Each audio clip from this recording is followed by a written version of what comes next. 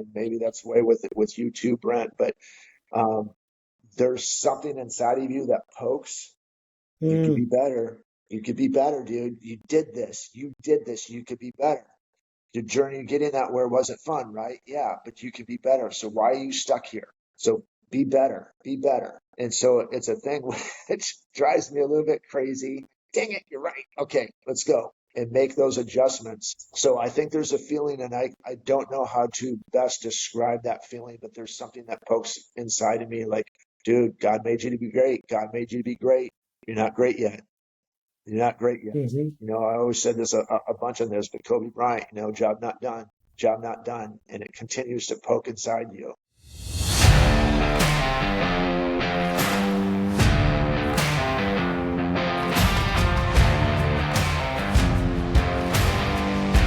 All right. All right. All right. All right.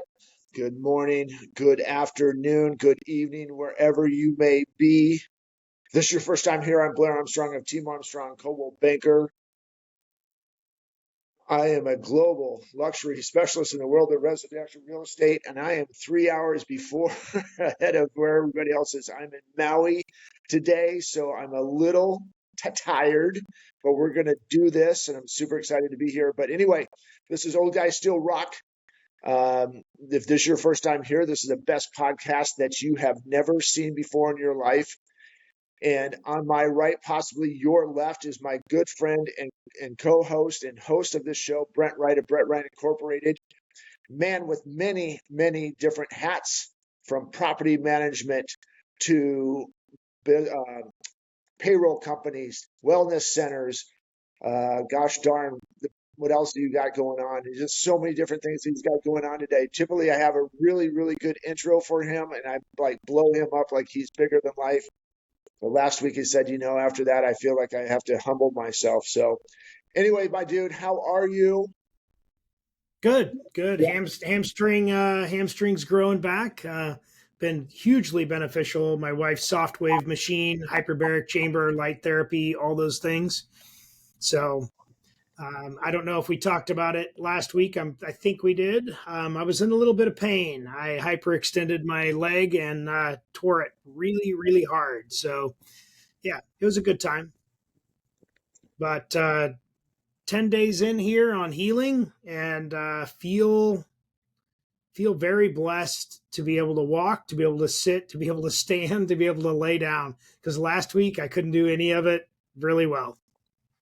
What were you using to help yourself get better? Obviously you have the, light therapy, TRT, Yep. stuff like that. I mean, did you use some different methods? Yeah, all those. So soft wave, hyperbaric, light therapy, vibration therapy, and peptides.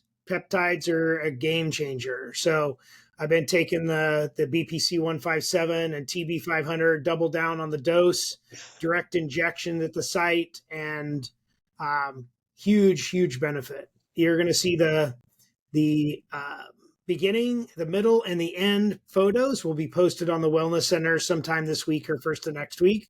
And you'll be able to see the progression day by day. We've been tracking it, and it's been huge. That's awesome, So, man. Yeah, we ran into a trainer that does the therapy with the injections with the peptides you've been talking about, and he said it's been a game changer. We're on the verge of getting ours. The only thing that scares me, I hate shots. yeah. So they're like, oh, it's not that bad. You just put it right in your stomach, and they're really micro needles. I'm like, yeah. So a lot of I'm teaching people you can inject right here. It's just easier. You don't Yeah. have a lot of nerve endings right here in your shoulder, and it doesn't really matter if it's sub-Q or a little bit intramuscular. It's going to be sub-Q anyways because they're like the diabetic needles, the insulin needles, Yeah. and they're only a quarter inch long. So your sub-Q goes down probably 3/16, and nobody's ever just jabbing it in and going for it. So you'll be fine. You could do it there. April does them in her thigh. It's super easy. Well, it's good. It's coming, so I can't wait. So how's weather in Eugene? 91 today. Woo. It's been super weird. So we had fog this morning, It's overcast this morning, but the sun's trying to cut through. And it's just an odd time of year. We've had a very late summer. I think we're going to have what they call an Indian summer. I think it's going to go through the middle of October, maybe the end of October. So, Well, that's good, man. We like that, right? As I yeah. said, you commented about my 1970 picture that's behind me right now. I'm in beautiful Maui. Hmm. We are on our yearly we call this a reconnection trip. Um, so Chrissy started this about 4 years ago. This is actually our fourth year. We've been coming back to the same place every single year. Fortunately, too, my brother lives here. He's been here for almost 9 years now. We had Wow. Kelly Armstrong on the show a while back when he was trying to run for a state seat or a district seat for the city of Maui. So anyway, we're here seeing him, and got here yesterday. I I don't know if I should show you this view or not. I'm going to take you guys over with me. I'm a little mobile today. See if I can get this up here. I don't know if I can get this. Anyway, I'm going to get this behind me. I'm just going to turn around so you can kind of see this behind me. But it doesn't suck. Yeah. Yeah. That's not horrible. So I have to wake up to that in the morning. Again, it's as we're recording, we typically record about 9 o'clock in the morning here, Pacific Coast time, and well, we're in Maui, so today it is a nice early almost 6:30 in the morning. So I got some cool stuff today to do. We're actually, as I said, this is our trip for Chrissy and I to reconnect. We have busy lives. She has a boutique back in Palm Desert, and obviously me and real estate. So we're, this just helps us kind of sit by the pool, chat for a little bit, and figure out how we get better. And that's kind of how we start. One of the reasons why we started this podcast is how do we get better. But one Yeah, for thing that sure. that Brent brought up today, and he's got a great subject on here, uh, and it's been brought to our attention a couple times by your wife and by my wife. Sometimes we kind of get on here feel like we're a little negative, and that's not the premise. We're just really trying to get better.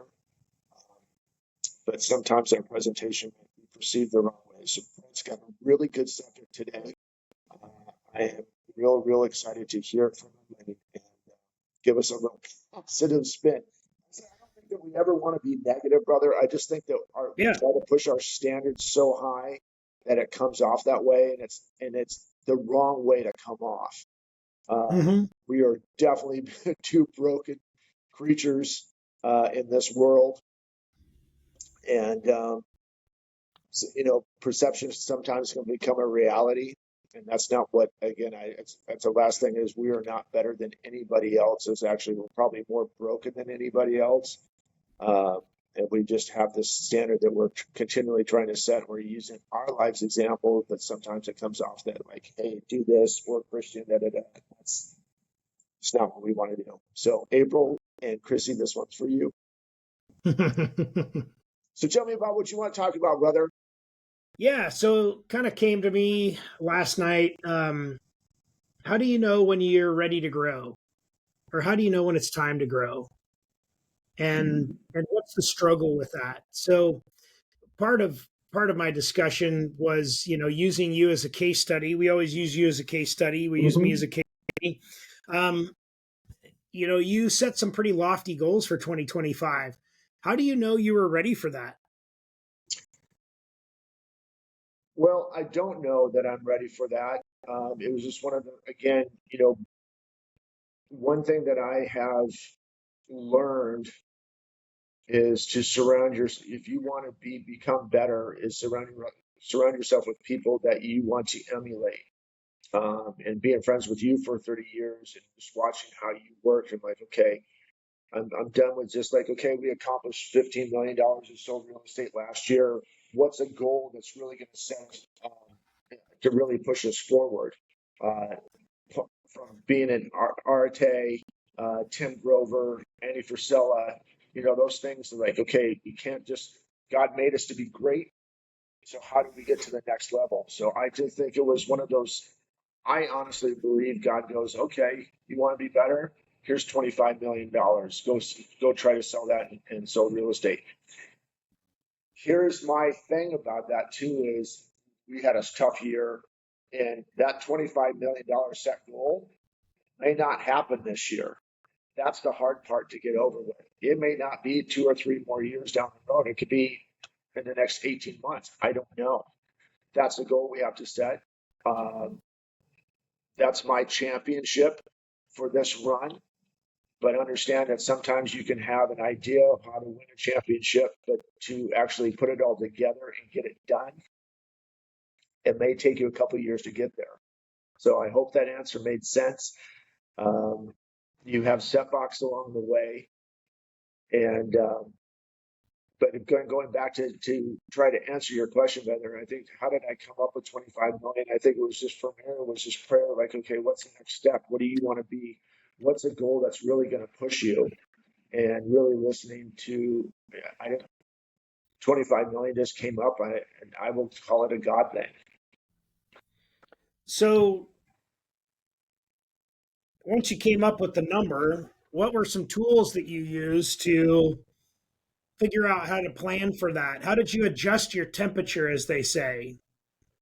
You got to turn your temperature up. If you're going to get hotter, if you're going to get better, if you're going to grow, how did Yeah, you turn your temperature up? Did you manifest? Did you? yeah. It started off the years with a lot of manifestation, a lot of visualization.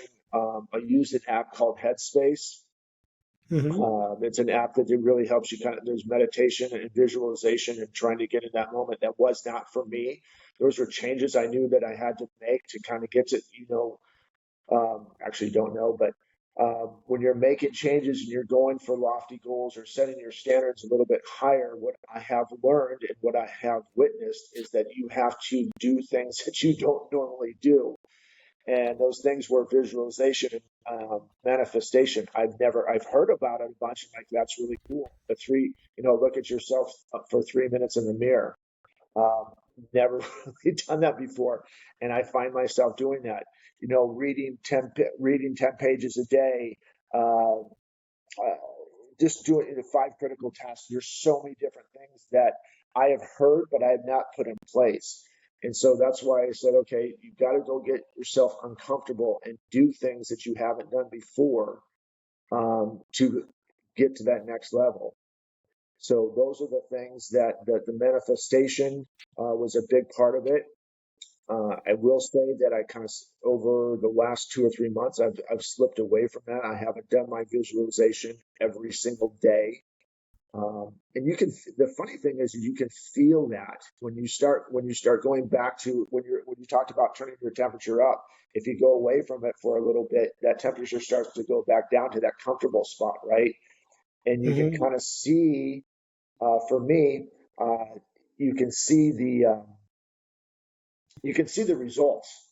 Like, wow, you were doing really good here. You're doing this, and this, and this, and this, and you're like, oh, I'll get to it tomorrow. I didn't get this done today on my critical task. I'll get it done tomorrow. And then it goes the next day, and your production level goes like this, right? And that could be with anything, realistically. We're talking about business right now, but for me, that could be uh, for relationships. If you're not taking care of those things every single day, that temperature goes down, and it can really affect you.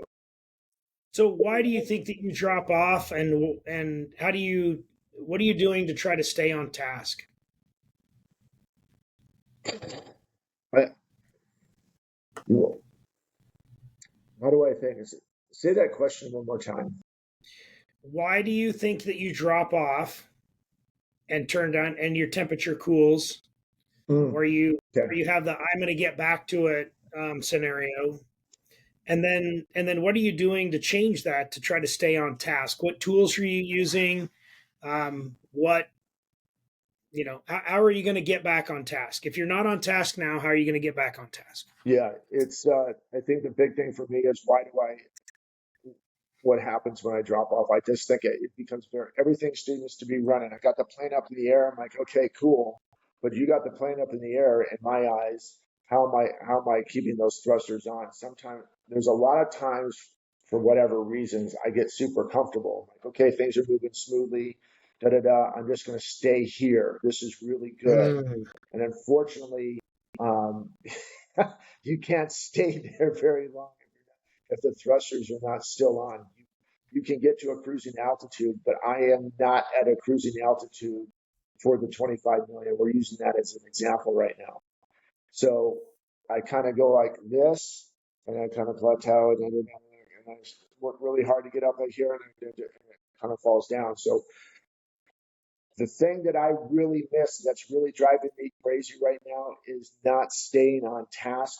I have, 5 critical tasks. The book that Andy has put out was a game changer for me, and I have not been consistent with that. And I always feel that that's my missing link, whatever it is, because those are the things like, okay, I got that done. I got that done. Without looking at that, whatever those 5 critical tasks are going to be to set as a standard and set as a routine or set into my DNA, I find myself getting complacent and just it's not great. What do I get back on the stuff? So I go back and like, okay, I'm getting my 5 critical tasks, and I'll do that for 5-10 days, and all of a sudden things go a little bit crazy, and I get away from it. And all of a sudden I start getting in that comfortable spot. I'll get to it tomorrow. I'll get to it tomorrow.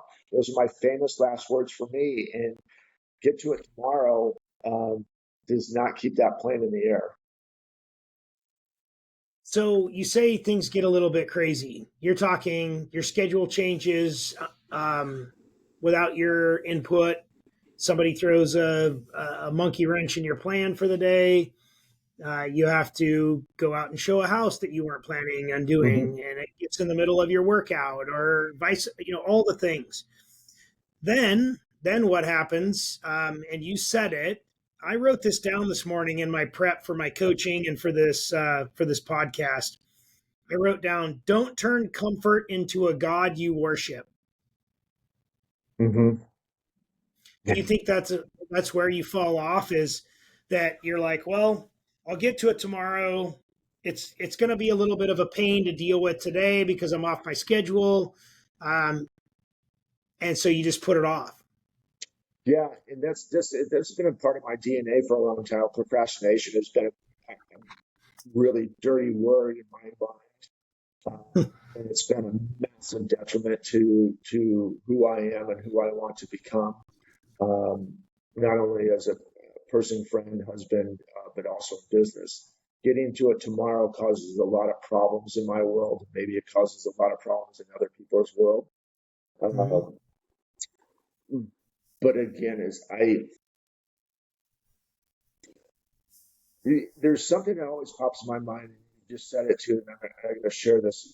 When I'm procrastinating, I feel like I'm taking care of a lot of other things or other people and not taking care of myself.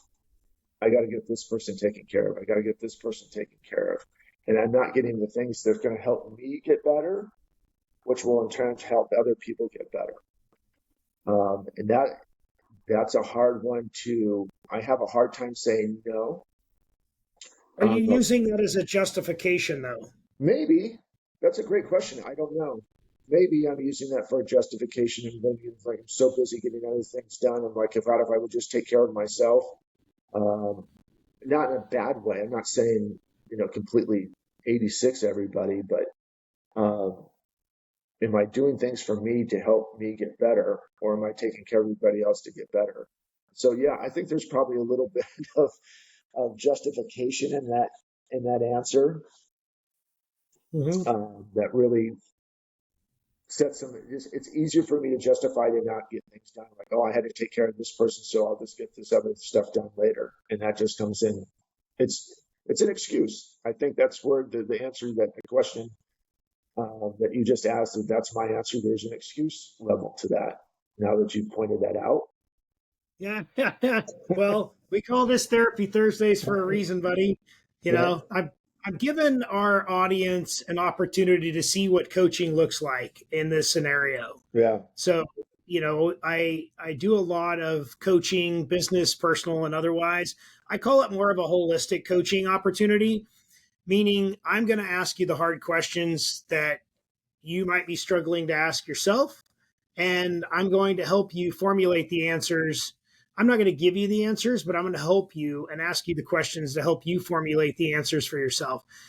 What we find in coaching and in therapy or any of those types of things, and you can probably relate to this, you've been to therapy before, is that when it's your idea or you speak it out loud into existence, you're typically going to apply it exponentially better than if somebody brings it up to you. And so, what I'm trying to do is just ask questions that get you to ask the questions to yourself and to formulate the ways that you need to, the actions you need to take to repair yourself, to modify yourself, to grow, to prosper, and to really apply. Because application in all things is key. They say the best way to get rid of anxiety is to move, is to act. Yeah, and also too, what I found out with being friends with you for so long, there's certain things. First and foremost, you have to be vulnerable in that situation, right? When someone's going ahead and asking you questions that are really tough to get to, You exposing you, become right? It is looking in the mirror and knowing you for 30 years. And same thing with my wife. There's a certain time is that you've got to answer those demons, right? You can't sugarcoat these questions if you're going to get better.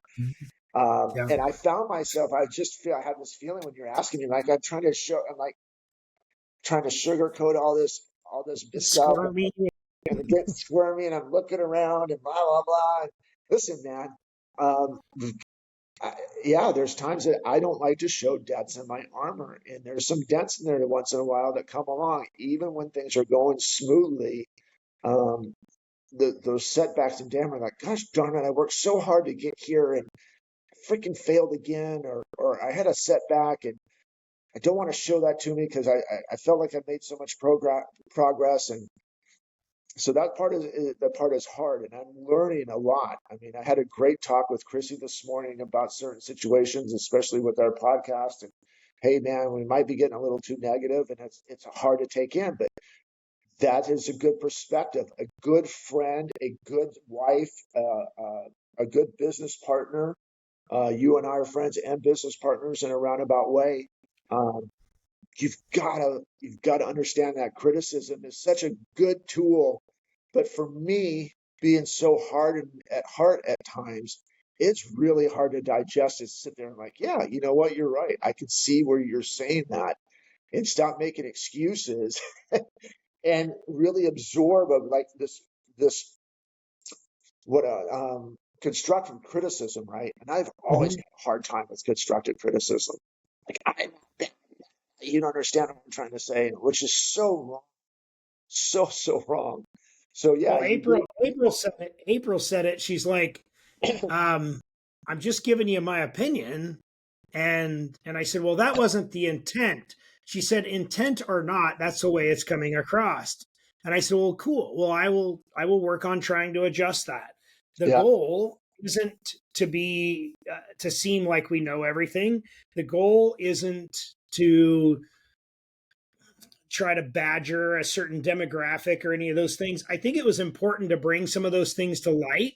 I think we could have done the delivery possibly different and Hmm. gotten more benefit from it, and our audience could have gotten more benefit from it. But that's why we're doing this is to get uncomfortable and to grow. And whether or not we get uncomfortable or our audience gets uncomfortable and calls us out, all those things, all of those actions um, help us to grow and prosper.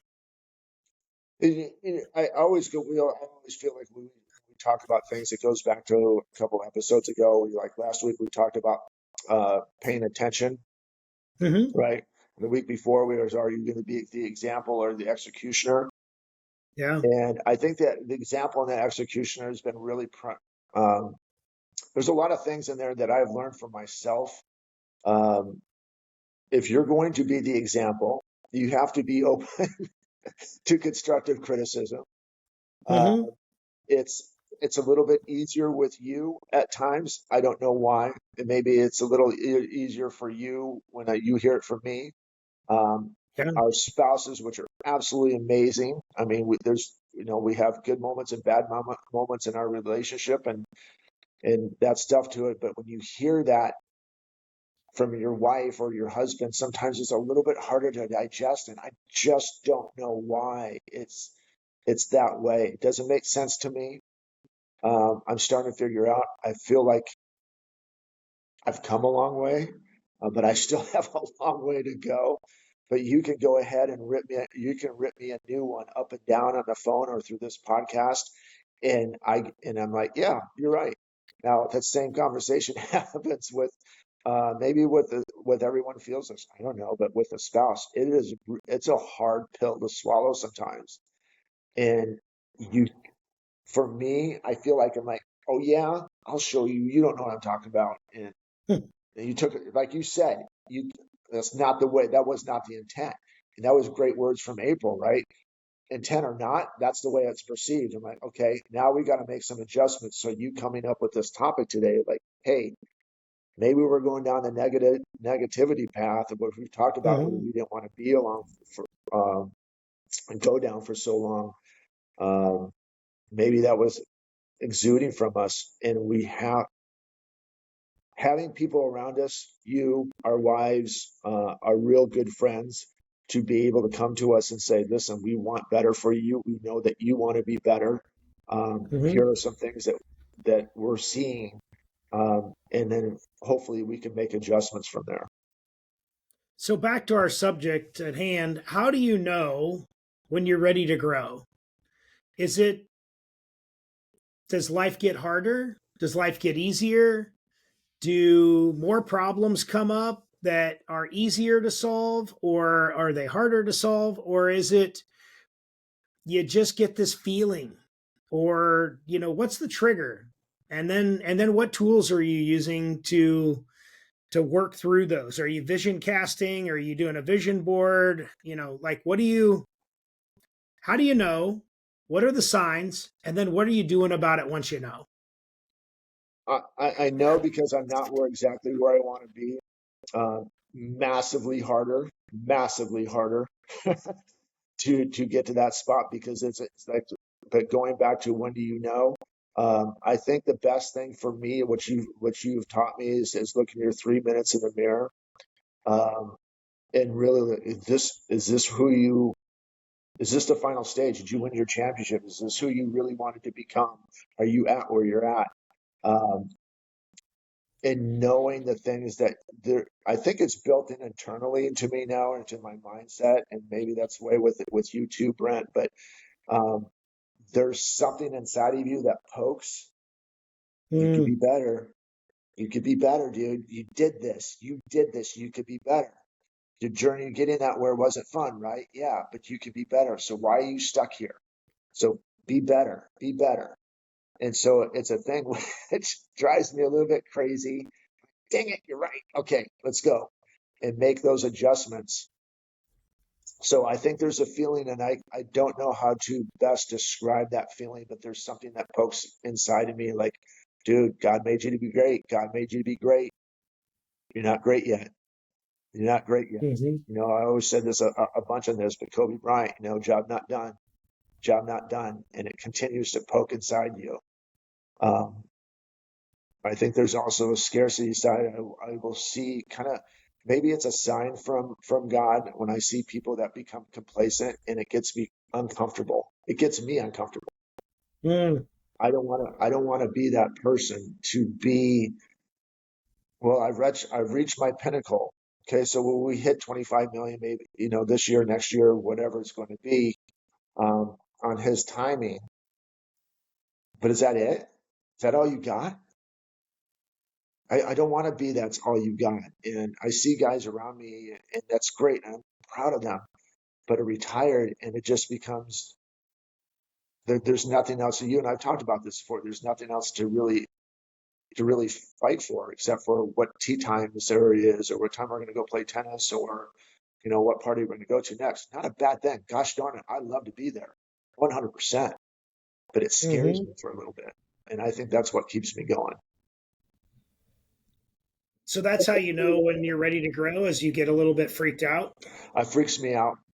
I'm scared to go back. I'm scared here. Are you scared So to fail? I'm scared to fail and I'm scared to go back to where I was. Scared Yeah. to death to go back to where I was. Yep. And kind of weird part is it gets you a little emotional. Mm-hmm. It does for Um, sure. it was, it wasn't a terrible place, but it's not a place you want to go back to. Yeah, it's So, funny because, I get people that ask me, well, how was it like being homeless? And I said, well, it was like first world problem homeless compared to right. most people. Like, I had a vehicle that ran and drove. Um, yeah, I was sleeping in the back of my truck, but, I had the ability to go work out and then go take a shower, and I had good food. And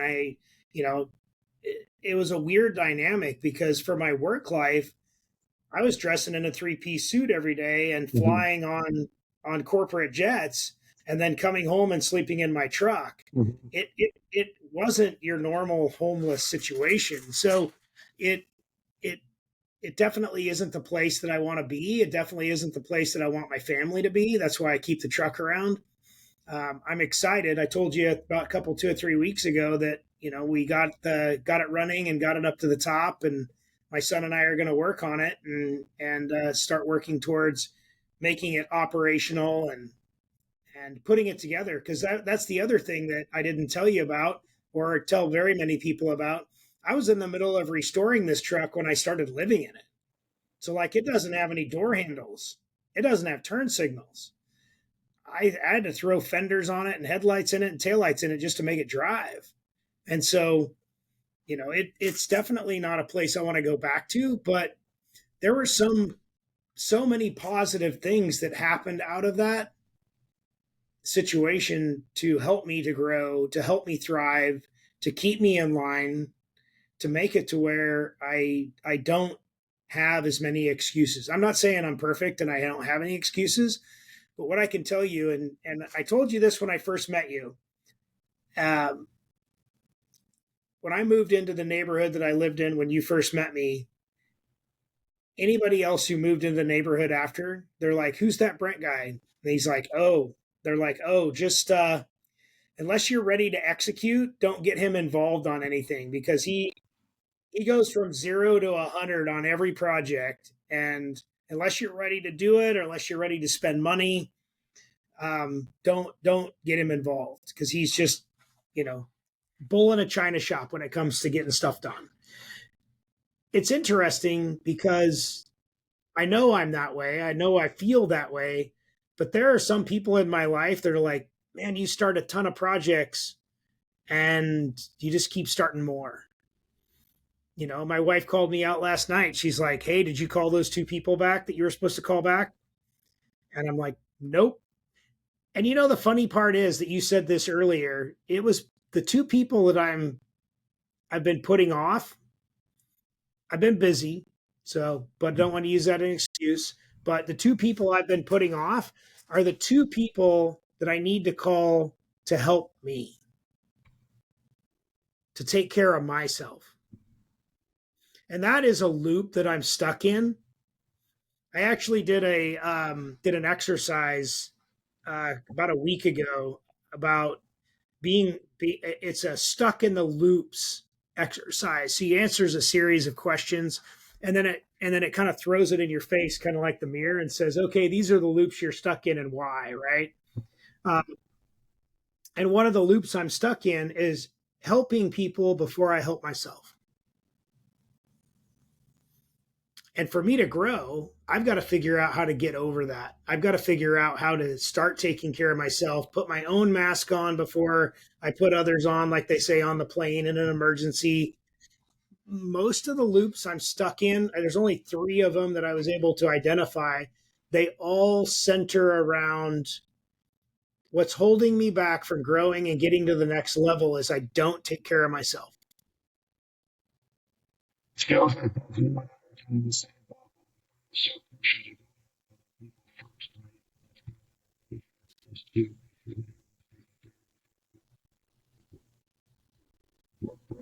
Yeah. Continue to ourselves grow. She said,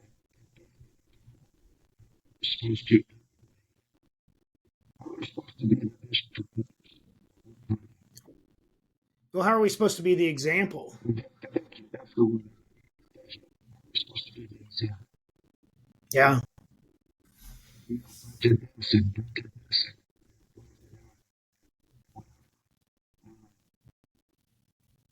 For counseling you and me.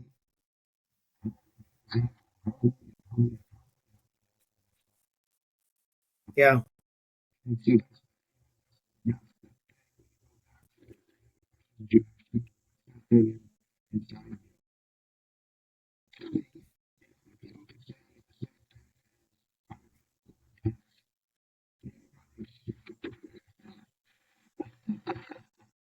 You know, I think it's that given there's always go back to this like looking at the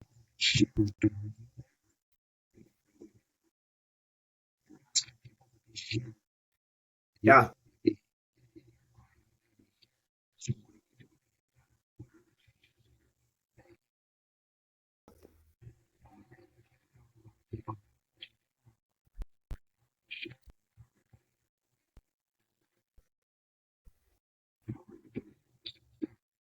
something today. Devotionals and this to feed great worship, all the stuff. I'm like, God, and into the situation with God and walking the church. It's fun church. Throw it away. Yep. And not only is that, how is that helping me, but how is that helping the person who made me struggle?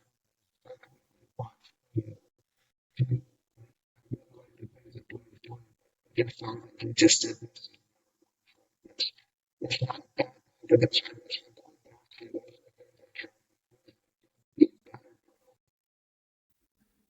Yeah.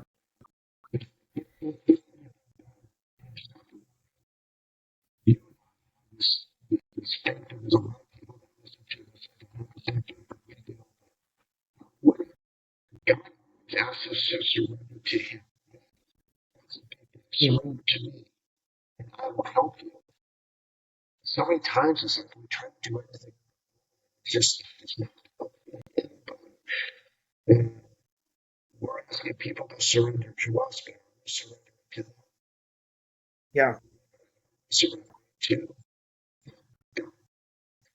So those are the things that you start feeling that way. I think it's an message that I'm getting from to say, you talk on this man, but you're not doing what you're doing. What I need you. So I'm gonna poke inside your chest and do who's really in charge here and make those adjustments. Yes, it's not going to be fun. Yes, it's going to be uncomfortable. Yes, there's a possibility you might fail the first couple times. But do Yeah. this. Do this. Because I keep peeling back the onion on this, and I'm sorry if I'm going sideways on this thing. He needs me to be great because he needs me to be the example. So Yeah. that's a little Be the change. Be the change you seek. Be the change you seek. What last words do you have, my friend? guys. I appreciate you. Appreciate it, especially proceed and some other people to be bold step those toes for us to become better. The big heads for